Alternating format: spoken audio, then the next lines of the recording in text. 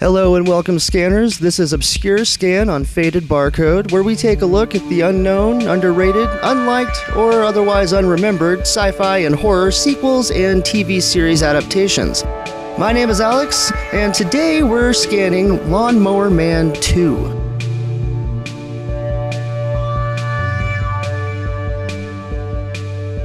The first Lawnmower Man, released in 1992, began life as an adaptation of a Stephen King short story. However, director Brett Leonard's version about a mentally handicapped landscaper whose intelligence is enhanced to supernatural proportions via virtual reality experiments was so different from the short story about a man telekinetically controlling his mower while crawling behind it naked and eating grass clippings that King sued to have his name removed from the credits and promotional materials. The original unrelated sci-fi script titled Cyber God, written by director Brett Leonard and producer Jamil Everett, was retooled to shoehorn in aspects of the short story for which the studio held the film rights. But aside from the title and this quick scene where Jobe has his lawnmower chase and kill a man, the movie bears no resemblance to its quote-unquote source material. A pre-James Bond Pierce Brosnan plays Dr. Angelo, a scientist who uses virtual reality and some specially formulated, sometimes clandestinely adulterated nootropic drugs could help make you smarter to enhance the intelligence of Jobe, the simple-minded landscaper who cuts Angelo's grass. I was born dumb. The experiments work. I think people can tell that I'm changing. Like, really work. You realize, Dr. Angelo, that my intelligence has surpassed yours. Things get out of hand. Jobe, let me up now. No. And before you know it, VR-obsessed genius Jobe has developed a Christ complex, Cyber Christ. kills some people,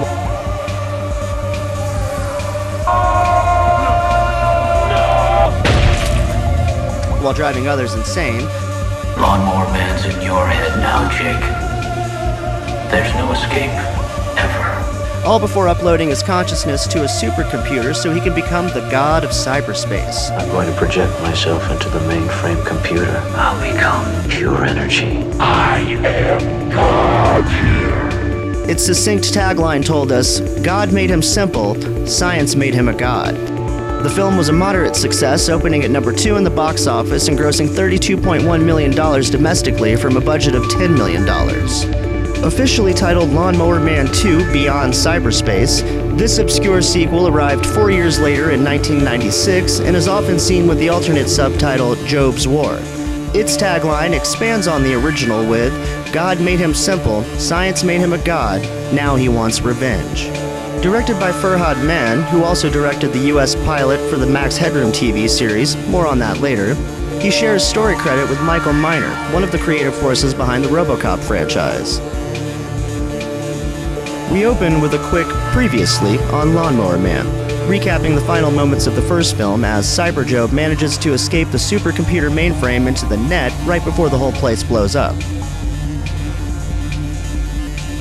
Our Dr. Angelo surrogate, Dr. Benjamin Trace, is introduced to us in this black and white court scene flashback. Trace's work, like Angelo's, is also being co-opted by a party with questionable intentions.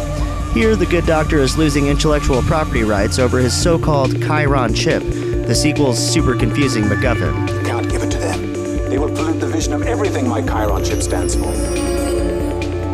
Fun fact, a Chiron is defined as an electronically generated caption or graphic superimposed on a television or movie screen.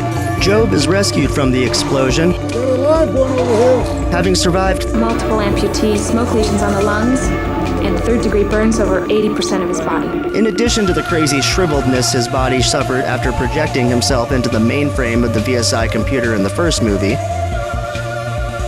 all setting up this quick throwaway line They amputated both of his legs and reconstructed his face. meant to neatly explain why Jobe now looks just like Edison Carter, aka Max Headroom.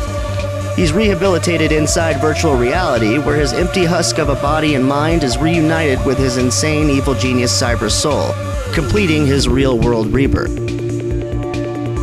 Responsible for the Cyber Christ's third-day resurrection is the Virtual Light Institute. More or less of the previous movie's virtual space industries, our secondary villain, I'm Jonathan Walker. I run this place. Trying to launch a VR-based computer network, for some reason decides to task Jobe with building Dr. Trace's Chiron chip, which is apparently The key to my virtual light uplink. So what is the Chiron chip? The outer circle represents the real world, the inner one virtual reality. The spokes are the different pathways between the two.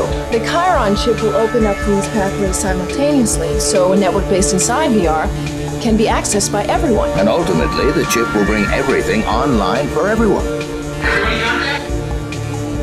I'm still a little unclear as to how all this fits together. Same here, but whatever, it's a thing we need. But why all this bother? Here's the BS PR pitch. Since the information superhighway has left people feeling isolated from their fellow man, the Virtual Light Institute will bring cultures and resources together in one continuous virtual environment. And here's what's really happening. And each user thinks that they have total privacy. Every time anyone logs onto virtual light uplink, we'll know every goddamn thing about them. Joe! Hey, Joe! Hi, Peter! Peter, one of the only people to ever treat Jobe like a human being, Happy birthday, Joe! Make a wish!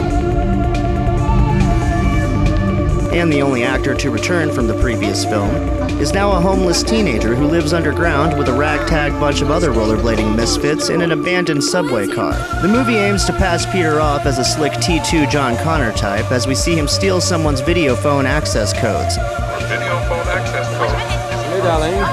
I feel like 90s movies tried so hard to make rollerblading cool. Sadly, Peter and the gang come off less T2 Judgment Day and more D2 The Mighty Ducks. How about a taste of remote presence, my friends? Anyway, the kids use the stolen codes to access VR in an attempt to escape the grim reality of their less than fortunate living situation. Trapdoor access to cyberspace granted. I'm waiting for this all day. Our first real look at virtual reality is presented like a futuristic drug trip, pulling their iPhones out of Ziploc bags like weed for a joint. They start out flying through clouds of smoky fog high above the lush landscape of greenery. Drug illusions aside, it's pretty much the Soarin' ride at Disney's California Adventure. Suddenly, the gang starts to crash hard, falling from the sky and under attack from an unknown force. Who's doing this? Peter gets separated from his friends, and Jobe appears, doing his best, "Help me, Obi-Wan." I need you to find someone for me. Benjamin Trace. What if you want Jack in? Tell him I'm building his Chiron chip, and I need to know about the Egypt link. Peter gets zapped, booting him back into the real world in a sort of VR overdose before being revived by his friends. Wait, Peter, please! It's not working! Come on.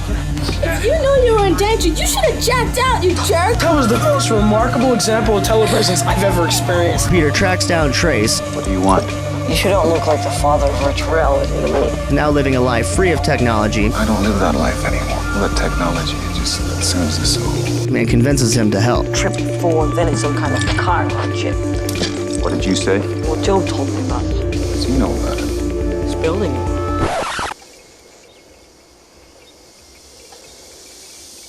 He's building it? Back at the clubhouse, Trace shows up and meets the gang. You all live down here? Oh no, this is just our summer cottage. He's too scared to enter VR after so long away, Why not? I'm not ready yet. Just, I don't know. I'm scared I might get lost or something. so Peter goes and introduces Jobe, It's a pleasure to finally meet you, Doctor. who shows Trace the chip and the cyber city he's building. This is your world too, Doctor. Your work helped create it. My work is to build it. Tell me, Doctor. What does Egypt mean? It's a hidden nano-routine encoded into the design. I'm not going to tell you. You're insane. You don't understand its power, Joe. Oh, but I do, Doctor. And in 3 days, I'll be in every system in the world. If Job's worried about Egypt, it means he's about to use that chip to its full, hideous potential. Enter every and any system in the world and take over through VR. Along the way, they enlist the help of Dr. Platt, an old flame of Trace's who conveniently happens to work closely with Jobe at the Virtual Light Institute. Meanwhile, Jobe is back up to his old tricks, You're awfully nosy, aren't you, Guillermo? still killing people, Jack into the New World Order. still thinks he's Jesus, Follow Joe. intent on plunging the real world into chaos so that people will turn to him and his cyber city for salvation. Come to me, all who have burdens. I will set you free. free. This is true spirituality. So Jobe is crazy and must be stopped before the Chiron chip allows him to access and control all systems, effectively taking over the world, and it's up to our plucky gang of cyberpunk outcasts to save the future. Excellent work. I appreciate the effort at maintaining some form of visual continuity with the first film. Beyond Cyberspace definitely dances its own dance, but it does so on similarly lit smoky sets in generally the same color grading. Your appearance now is what we call residual self-image.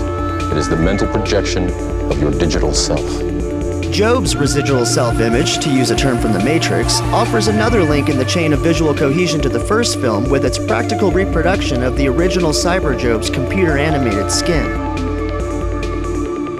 Evidence of director Mann's previous time spent 20 minutes into the future is scattered throughout the film. From the inclusion of Matt Fuhrer as Jobe to the city exteriors exhibiting the same Blade Runner-inspired vibe that Channel 23's hometown exudes. So if you're ready, don your iPhones.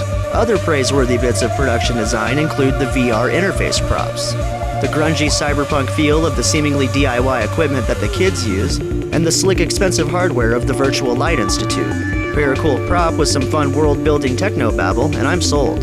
See the electroplates on the sides? They hit your temple and tap into certain neurons, giving you full neurosensory involvement. You can actually feel? Exactly. That moment when the decades-old, cheap direct-to-video sci-fi sequel set in the future accurately predicts RFID skimmers and evil corporations with shady online privacy policies. There's no shortage of cool ideas and fun awkward moments.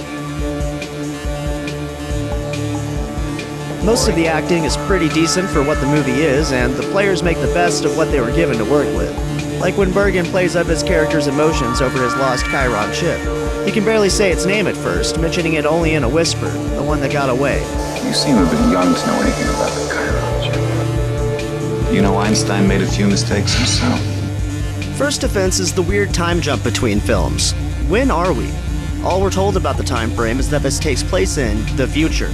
Peter seems to have only aged like 3 or 4 years, while the rest of the world seems closer to that 2020 that Jobe prophesizes about in the first one. Virtual reality will grow. Ostensibly set in 91 or 92.